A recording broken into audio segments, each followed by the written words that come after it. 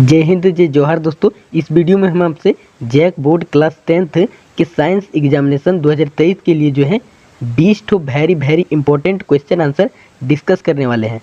आपका जो है साइंस का एग्जाम 80 मार्क्स का होगा, जिसमें जो है 40 मार्क्स का ऑब्जेक्टिव होगा और जो है 40 मार्क्स का सब्जेक्टिव होगा। तो 40 मार्क्स के ऑब्जेक्टिव के लिए 40 क्वेश्चन होगा, जिसमें जो है लगभग 13 क्वेश्चन करके जो है फिजिक्स, केमिस्ट्री और बायोलॉजी से होगा। ठीक है, तो हम लोग जो है केमिस्ट्री के 20 ठो इम्पोर्टेंट क्वेश्चन डिस्कस करने वाले हैं, जो आपके झारखंड और बिहार पॉलिटेक्निक एंट्रेंस एग्जाम 2023 के लिए भी इम्पोर्टेंट है। क्वेश्चन नंबर 1 है Fe2O3 + 2Al अभिक्रिया करके Al2O3 + 2Fe का निर्माण करता है, तो दी गई अभिक्रिया किस प्रकार की है? तो इसका राइट आंसर होगा ऑप्शन नंबर घ, विस्थापन अभिक्रिया। क्योंकि इसमें जो है एल्युमिनियम तत्व जो है अपने से कम अभिक्रियाशील तत्व फेरस को उसके विलयन से जो है विस्थापित कर दे रहा है और उसके स्थान पे आके बैठ जा रहा है और एल्युमिनियम ऑक्साइड का निर्माण कर रहा है। इसलिए ये जो है एक प्रकार का विस्थापन अभिक्रिया है। दूसरा क्वेश्चन है, सिरका में कौन सा अम्ल पाया जाता है? तो इसका राइट आंसर होगा ऑप्शन नंबर क, सिरका में एसिटिक अम्ल पाया जाता है। और उसके बाद जो है सिट्रिक एसिड, सिट्रिक एसिड जो है वो संतरा में या फिर नींबू में पाया जाता है। नींबू या संतरा में सिट्रिक एसिड पाया जाता है। और लैक्टिक अम्ल जो है वो आपके दही में पाया जाता है। दही में लैक्टिक अम्ल पाया जाता है। और टार्टरिक अम्ल जो है वो आपके इमली में पाया जाता है। तो इन सभी को जो है आपको याद रखना है, कोई सा भी पूछा जा सकता है। अभी यहाँ पर पूछा गया है सिरका में कौन सा अम्ल पाया जाता है, तो इसका राइट आंसर होगा ऑप्शन नंबर को, एसिटिक अम्ल पाया जाता है। क्वेश्चन नंबर 3 है, साधारण नमक का सूत्र है। तो साधारण नमक का रासायनिक सूत्र NaCl या फिर सोडियम क्लोराइड होता है। तो इसका राइट आंसर होगा ऑप्शन नंबर को। क्वेश्चन नंबर 4 है, किसी विलयन का pH का मान 5 है, तो वह क्या होगा? तो किसी भी विलयन का मान जो है वो 5 दे दिया है और पूछ रहा है कि वो कौन सा विलयन है। ठीक है, तो जो है विलयन की pH का मान 0 से शुरू होकर जो है 14 तक जाता है और उसके बाद जो है इसमें बीच में 7 आता है। तो जिस विलयन के pH का मान जो है 7 होता है उसे हम लोग जो है उदासीन विलयन कहते हैं, उसको उदासीन विलयन कहते हैं। और उसके बाद जो है जिस विलयन के pH का मान 7 से कम होता है उसे हम लोग अम्ल कहते हैं। ठीक है, तो यहाँ पर 5 दिया गया है यानी 7 से कम है, तो ये जो है एक प्रकार का अम्ल है। तो इसका राइट आंसर होगा ऑप्शन नंबर को। और अगर जो है 7 से अधिक होगा विलयन के pH का मान, तो वो जो है क्षार कहलाता है। क्वेश्चन नंबर 5 है, CaOCl2 यौगिक का प्रचलित नाम क्या है? तो CaOCl2 कैल्शियम ऑक्सीक्लोराइड जो है विरंजक चूर्ण का रासायनिक सूत्र होता है। तो इसका राइट आंसर होगा ऑप्शन नंबर क। उसके बाद जो है बेकिंग सोडा, तो बेकिंग सोडा का जो रासायनिक सूत्र होता है वो आपका होता है NaHCO3, sodium hydrogen carbonate. Sodium hydrogen carbonate जो है वो आपका बेकिंग सोडा का रासायनिक सूत्र होता है। और उसके बाद धोने के सोडे का रासायनिक सूत्र सोडियम कार्बोनेट Na2CO3 × 10H2O होता है, 10H2O। क्वेश्चन नंबर 6 है, शरीर में भोजन का पाचन किस प्रकार की अभिक्रिया है? तो इसका राइट आंसर होगा ऑप्शन नंबर डी, वियोजन अभिक्रिया। क्योंकि जब शरीर में भोजन पचता है तो वो जो है छोटे छोटे पदार्थों में टूट जाता है, और जब एकल अभिकर्मक टूट के छोटे छोटे उत्पाद का निर्माण करता है तो उसे वियोजन अभिक्रिया कहते हैं। इसलिए हम लोग क्या शरीर में भोजन के पाचन को जो है वियोजन अभिक्रिया कहते हैं। उसके बाद है क्वेश्चन नंबर 7, जल में घुलनशील क्षारक क्या कहलाता है? तो जल में घुलनशील क्षारक को हम लोग जो है क्षार कहते हैं। तो इसका राइट आंसर होगा option number B. Question number 8 है, अम्लीय विलयन का pH का मान होता है। तो अम्लीय विलयन के pH का मान जो है वो 7 से कम होता है और क्षारीय विलयन की pH का मान 7 से अधिक होता है। और उदासीन विलयन के pH का मान जो है 7 के बराबर होता है। तो अम्लीय विलयन की pH का मान 7 से कम होता है। इसका राइट आंसर होगा option number B. Question number 9 है, कौन सा धातु कमरे के ताप पर द्रव होता है? तो पारा एक ऐसा धातु है जो कमरे के ताप पर द्रव अवस्था में पाया जाता है। और अगर अधातु के बारे में पूछे कि कौन सा अधातु कमरे के ताप पर द्रव अवस्था में पाया जाता है, तो तब हम लोग जो है ब्रोमीन को टिक लगाएंगे। लेकिन अगर धातु के बारे में पूछा जाए कि कौन सा धातु कमरे के ताप पर द्रव होता है तो वो पारा हो जाएगा। तो इसका राइट आंसर होगा option number B. Question number 10 है, निम्नलिखित में से कौन असंतृप्त हाइड्रोकार्बन है। तो इसके लिए हम लोग एक ट्रिक का यूज करेंगे,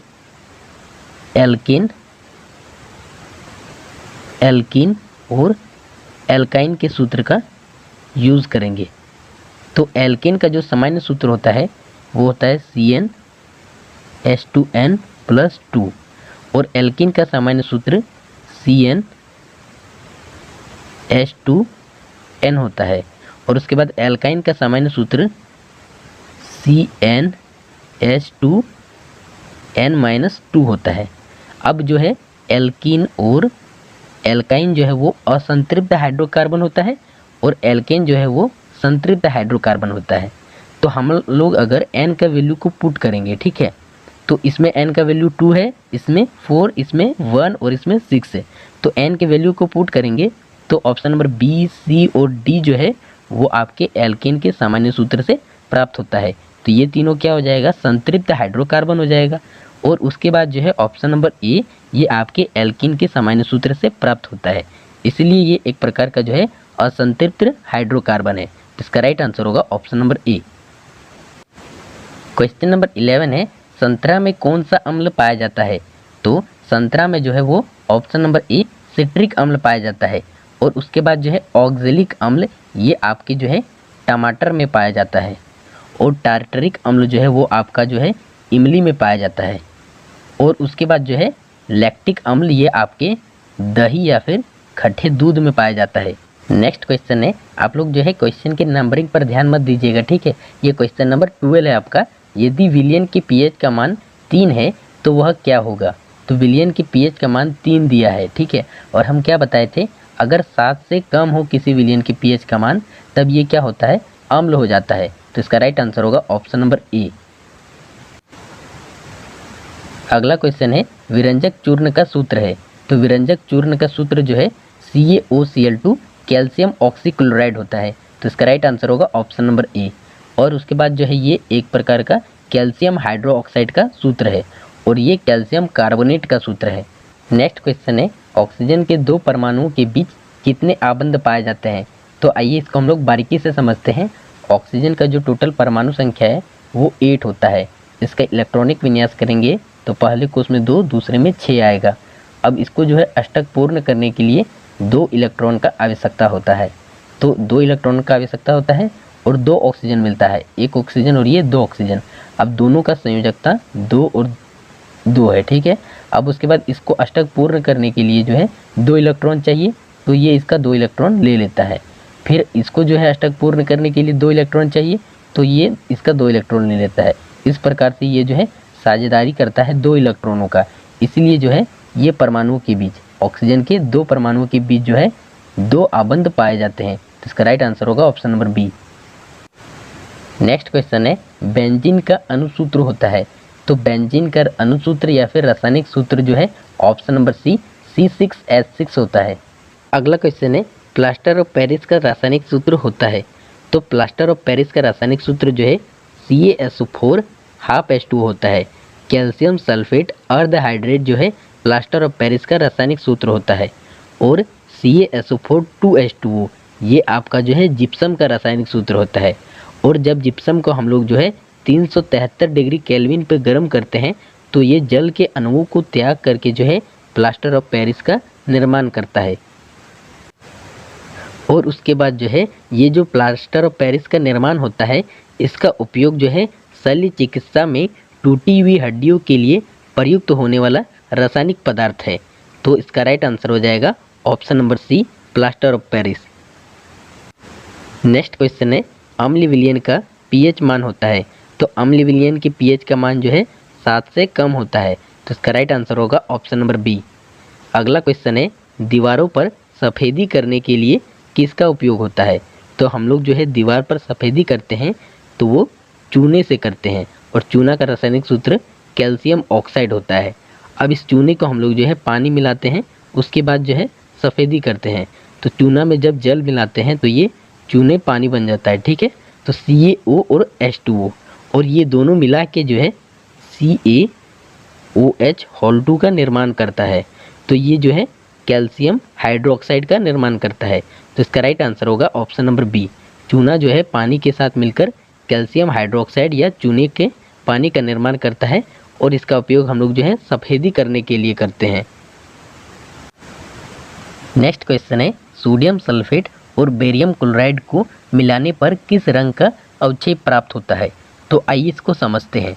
तो सोडियम सल्फेट जो है Na2SO4, sodium sulphate barium chloride BaCl2 से मिलता है और उसके बाद जो है barium sulphate BaSO4, barium sulphate और सोडियम क्लोराइड NaCl का निर्माण करता है।